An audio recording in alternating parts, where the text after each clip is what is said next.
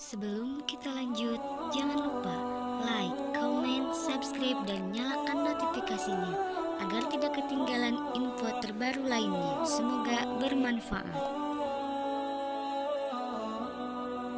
Jeb, apakah menurutmu sama dengan menurutnya para nabi? Jadi sunat? Jeb, jawab. Nanti saya bacakan di Diam dulu, nggak usah dibaca, orang nggak minta data kok. Cuma tinggal sasaran enggak. maka itu pakai data. Nggak usah, saya percaya sama kau. Nggak usah.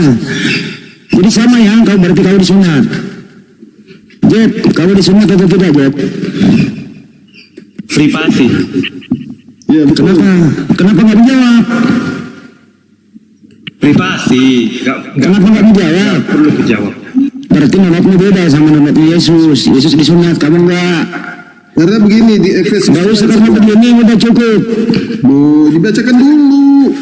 Apa yang mau dibaca, orang nggak minta data kok. Bang Hamdi sebentar, Bang Hamdi, sabar. Yosua, saya nggak minta data sama anda. Sebentar, Efesus 2 ayat 11. Karena itu ingatlah bahwa Baju gua dibawa pakai helm. Saya mau nanya kau, Yosua, kau disunat apa enggak? Enggak. Karena sunat itu belum tidak menjamin saya masuk surga, karena di Ya udah. Efesus 2 ayat 11. Berarti itu ya udah dua diam udah. Orang Ya udah berarti menurutmu beda.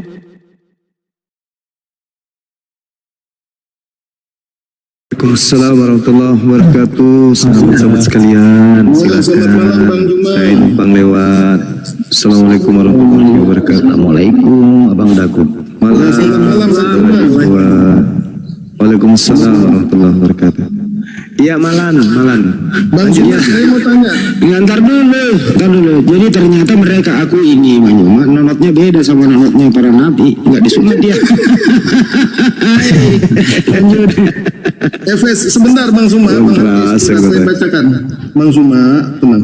Efesus 2 ayat 11. Karena itu ingatlah bahwa dahulu kamu sebagai orang bukan Yahudi menurut daging yang disebut orang tak bersunat oleh mereka yang menamakan dirinya sunat, yaitu sunat lahiriah yang dikerjakan manusia.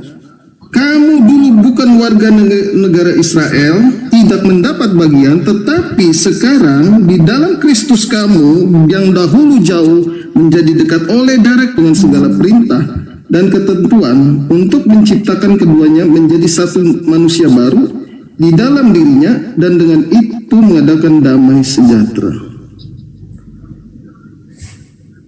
Sekarang saya mau tanya sama Bang Zuma. Boleh Bang Zuma? Boleh. Di mana di dalam Al-Quran Ya, Nabi Anda dikatakan bersunat? Udah dijawab tadi itu udah di skip aja Mas. Udah dijawab. Siapa yang menyunat? tidak ada ayatnya di dalam Al-Quran secara langsung dikatakan Nabi Muhammad bersunat. Lalu kenapa rupanya kalau tidak ada? Kalau tidak ada ayat ini kenapa rupanya? Al-Quran, Bang Suma, itu adalah wahyu atau perkataan Allah. Mengapa wahyu perkataan Allah sendiri ini lupa disampaikan kepada sang Nabi Anda? Padahal sunat itu Enggak, kalau tidak ada perjanjian. Kalau tidak ada perintah sunat, kenapa rupanya? Ya, kenapa Anda bersunat itu aja Bang Suma? Emang ada yang dilanggar kalau kami bersunat?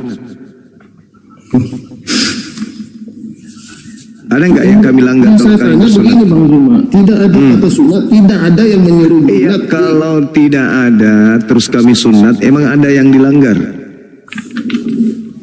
Enggak ada. Ya, Terus kenapa jadi masalah?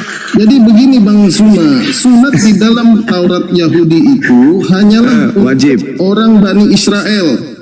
Iya, Kejadian 17 ayat 10 sampai perintahnya 11. iya. Perintahnya iya Pemotongan betul. kulit kata Abraham, menjadi umat Israel. yes, Abraham dan keturunannya iya, memang betul. Terus apa masalahnya? Ngapain kau cari sunat di Al-Quran? Nah, ya, sekarang pertanyaan, kalau tidak ada di Al-Quran, kenapa Anda sunat begitu loh Bang Suma? Emang ada yang dilanggar kalau misalnya kami sunat? Ada yang terluka gitu? Ada yang sakit Berarti hati? kan kalau nggak bersunat nggak apa-apa gitu kan Bang? Ya karena ada perintahnya kan? Di mana Bang? Di Al-Quran ada perintahnya kan? Iya, nggak ada kan? Bagus, pintar. Nah sekarang di dalam perjanjian lama ada nggak perintahnya sunat? Ada di Kejadian 17. Siapa yang mengambil perjanjian lama ini untuk dijadikan sebagai kitab di agamanya? Islam atau Kristen? Itu kan kitabnya Yahudi. Betul. Nah, terus yang ngambil kitabnya Yahudi ini Islam atau Kristen? Duh, sebentar Bang Suma. Karena begini Bang Suma. Nah, gimana? Kalau Anda katakan demikian, kenapa di Al-Quran? Silakan Bang. Cari apa Bang? Ini cari data. Data. Habis itu. Tak ada perintah di dalam Al-Quran. Dan tidak ada kemudian Al-Quran menempelkan perjanjian barunya Yahudi di atas Al-Quran. Terus kenapa Anda yang panas? Nggak panas Bang Suma. Iya, itu dia tadi. Siapa yang mengambil kitabnya Yahudi di mana di situ ada perintah sunat? Silakan. Kalau begitu Bang Zuma, kenapa di Quran surat 2 Al-Baqarah 176 Al-Quran menyebutkan Taurat dan Injil itu berisi kebenaran? Untuk siapa? Al-Quran Iya, yang mengatakan. iya. Taurat dan Injil itu berisi kebenaran, berisi cahaya, berisi hikmat, jalan lurus. Untuk siapa? Untuk siapa Bang? Enggak tahu, Al-Quran Anda yang mengatakan. Ya untuk Bani Israel. Kok jadi kayak Ini Al-Quran Bang, itu wahyu Allah. iya, Al-Quran menarasikan kembali bahwa Taurat itu untuk Bani Israel. Kami bukan Bani Israel. Permasalahannya sekarang, agama Kristen bukan Bani Israel. Kenapa ada kitabnya Yahudi nempel di Kristen? Karena begini Bang, di perjanjian baru. Syukran sahabat Kestilo. Ya, itu kan kitabnya Yahudi. Kenapa kalian usil ngambil kitabnya orang? Ada Bang, karena di perjanjian baru itu menerangkan nubuat tentang Yesus yang akan datang di perjanjian baru. Jadi ada hubungannya. Karena Yesus itu dinubuatkan sebagai utusan untuk Bani Israel. Lagi-lagi bukan untuk Kristen. Kalau yang Yesus Kristus yang disembah Kristen mah itu beda oknum. Bentar Bang, saya cari ayatnya dulu Bang. Iya, silakan.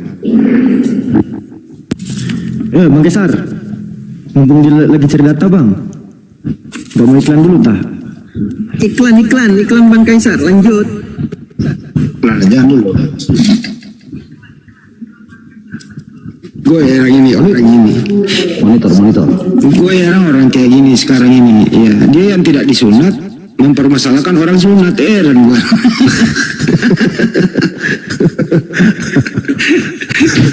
Padahal mereka yang pegang kitabnya orang agama Yahudi. Iya. Harusnya itu sunnah. Di situ perintah. Tak balik Indonesia. Nonotnya bau sangit. Dia protes pas nonot yang bersih. Diam dulu kau, Jeb. Diam dulu, Jeb. Kau nonot mau bau sangit. Kalau aku nggak bisa ngomong, aku turun aja. Ya silakan, nggak apa-apa. Nonot mau bau sangit. Kenapa kau protes nonot yang bersih? Heran gue lihat lu pade. Kalau kotor aja lu di sana. Membusuklah kau. Bau sangit. Baunya rem itu. Aku bilang aku nggak sunat. Fitnah aja kerja kau. Ya kau tadi bilang enggak. Oke, kalau bilang. Nah kalau Sorry Bang Juma. Di Lukas 24. Baru ada ketemu ayat. datanya. Ya. Maka itu ada Lukas 24. Sebentar. Maka itu ada hubungannya antara perjanjian lama dan perjanjian baru. Karena perjanjian lama nggak bisa dihilangkan dari perjanjian baru. Karena di Lukas 24 itu berkata demikian. Nomor 44. Iya, mantap Bang. Bentar saya bacakan Bang. 46. Iya. Lukas 44 Bang, baca aja cepat. Iya, ini Nomor 24. Nomor 44. Ya. Lukas 24 ayat 44 sampai 46, ia berkata kepada mereka, inilah perkataanku yang telah kukatakan kepadamu ketika aku masih bersama-sama dengan kamu, yakni bahwa harus digenapi semua yang ada tertulis tentang aku, kata Yesus, di dalam kitab Taurat Musa, kitab Nabi-Nabi, dan kitab Mazmur. Lalu terbukalah pikiran mereka sehingga mereka mengerti kitab suci. Jadi yang membuka pikiran mereka itu pun Yesus itu sendiri. Kalau Tuhan Yesus tidak membuka pikiran mereka, mereka nggak ngerti. Jadi hebatnya itu Tuhan Yesus bisa membuka pikiran, membaca pikiran.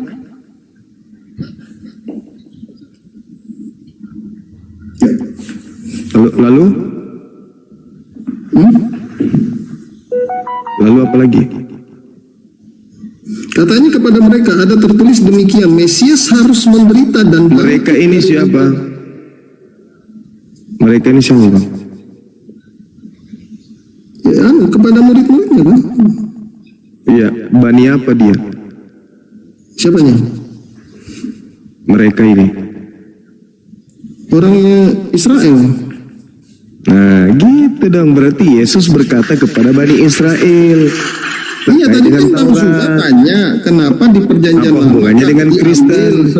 Nah sebentar Bang Juma, kenapa dikatakan perjanjian lama kan diambil di perjanjian baru? Yaitu seperti saya bacakan tadi, karena kata Tuhan Yesus harus dibuatkan di kitab Taurat, Mazmur dan Nabi. Jadi perjanjian lama itu harus ditarik, mengikuti, karena kalau tidak ada perjanjian lama, sejarahnya dapat dari mana begitu? Nah sekarang begini. Ketika kemudian Taurat itu, Mazmur itu, kitab Nabi-Nabi itu diperuntukkan untuk Bani Israel, dan Yesus datang untuk menggenapinya, berarti dia menggenapi buat yang mempunyai kitab. Siapa yang punya kitab? Bani Israel. Maka itu saya bacakan lagi untuk Bani Israel. Bukan hanya untuk Israel, karena Kolose 2 ayat 11. Sebentar Bang Juma, ya itu yang tadi saya katakan. Kalau nyebrang ke Kolose, Bang, itu berbicara mengenai Yesus Kristus yang berbeda lagi. Itu Yesus Kristus yang datang kepada Paulus. Efesus 2 nomor 15. Iya. Wah, ini tahun Bang Juma dari gue. Jadi di Efesus 2, memang saya agak lambat Bang. Maklum saya ini bukan debater, saya hanya menyaksikan siapakah Yesus itu. Yesus itu adalah firman atau perkataan Allah yang menjadi manusia. Kenapa perkataan Allah itu menjadi manusia? Karena Allah itu maha kuasa. Maka itu perkataannya itu bisa menjadi manusia. Kenapa menjadi manusia? Karena saudara dan saya manusia ditebus oleh manusia. Karena sang Bapa sendiri tidak bisa turun ke dalam dunia yang maha suci maha kudus. Tidak ada satu orang pun yang dapat melihat Allah. Maka di Kolose 1:15 mengatakan Yesus itu adalah gambar Allah yang tak terlihat. Maka itu coba Anda baca menjadi manusia. Coba Anda baca nomor 3 nomor 6, Yohanes 3 nomor 6.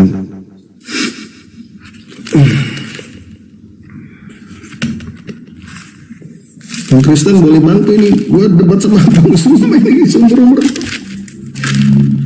Ya, ini nggak ada apa-apanya. Yang Yohanes 3 ayat 16. Nomor 6 Bang, nomor 6. Oh, Yohanes 3? Nomor 6. Oke. Sebelum ke sana Bang Juma, Bang Suma, Yohanes 3:16. Karena begitu besar kasih Allah akan dunia ini, sehingga ia telah menganugerahkan anaknya. Nah, supaya setiap orang yang percaya, setiap orang percaya ini berarti yang bersunat dan tidak bersunat, dari bangsa suku apapun di dalam dunia ini tidak binasa, melainkan beroleh hidup yang kekal. Itulah tujuan kita akhirnya. Karena sekarang ketika Yesus kekayaan, kepopuleran, viewer banyak. Sekarang ketika Yesus berkata, aku diutus hanya kepada jaringan saya jelek ya.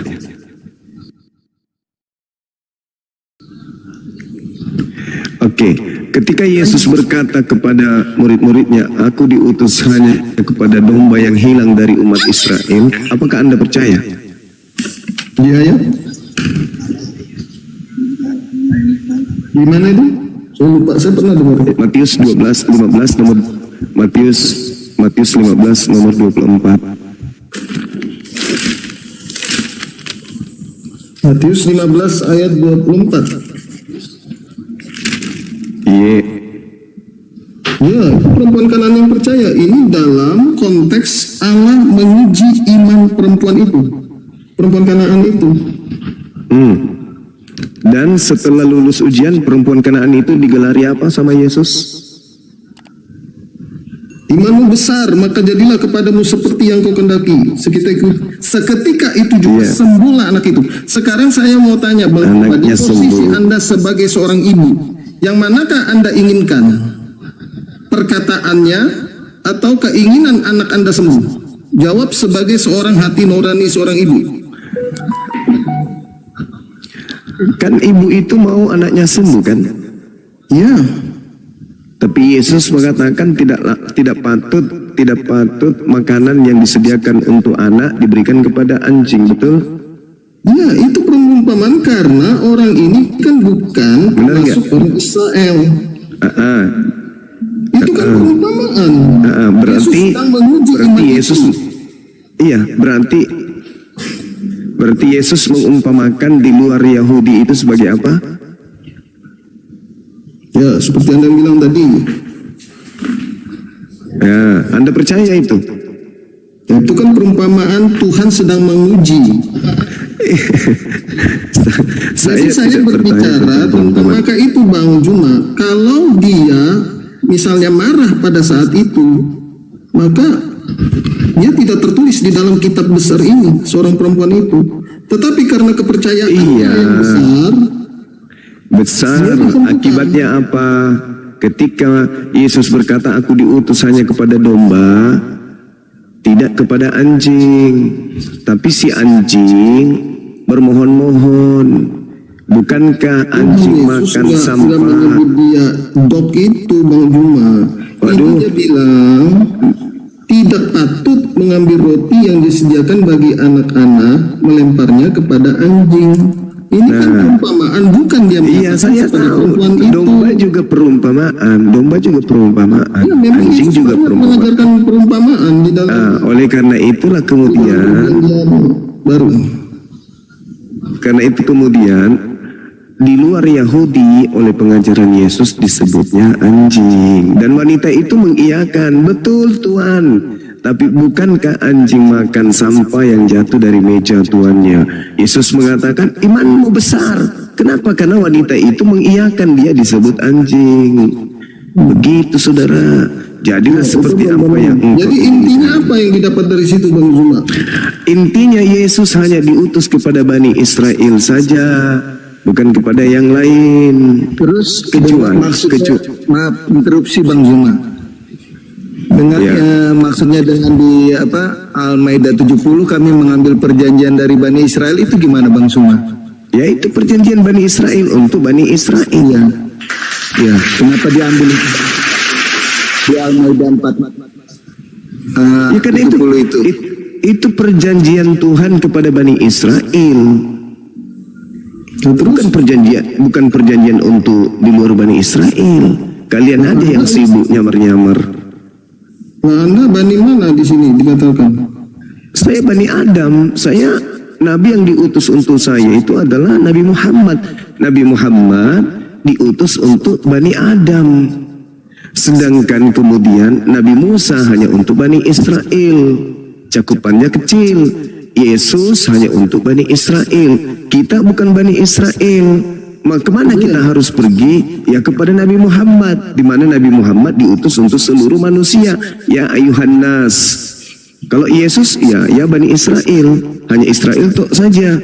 Dalilnya Matius 15 nomor 24.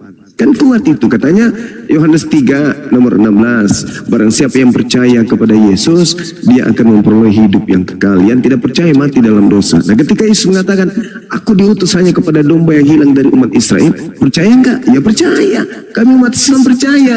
Makanya kami betul sudah di umatnya. Perumpamaan dia sedang menguji, Tuhan Yesus itu menguji iman daripada perempuan. Gini, Begini saudara, sebenarnya kalau Anda ingin meluruskan, mengurai benang kusutnya, Yesus itu hanya untuk Bani Israel. Yang datang di tengah Bani Israel itu yang anaknya Maria itu hanya untuk Bani Israel. Tetapi Yesus yang datang kepada Paulus, sabar, yang Yesus yang datang kepada Paulus itu untuk seluruh umat manusia yang percaya kepadanya. Salah Bang Zuma, salah. Karena di ayat 16 tadi Bang Zuma, karena begitu besar kasih Allah akan dunia ini. Iya, kami ini orang Islam percaya. Kami percaya, kami bukan Bani Israel. Kami bukan Bani Israel, tapi kami percaya kalau dia itu diutus hanya untuk Bani Israel.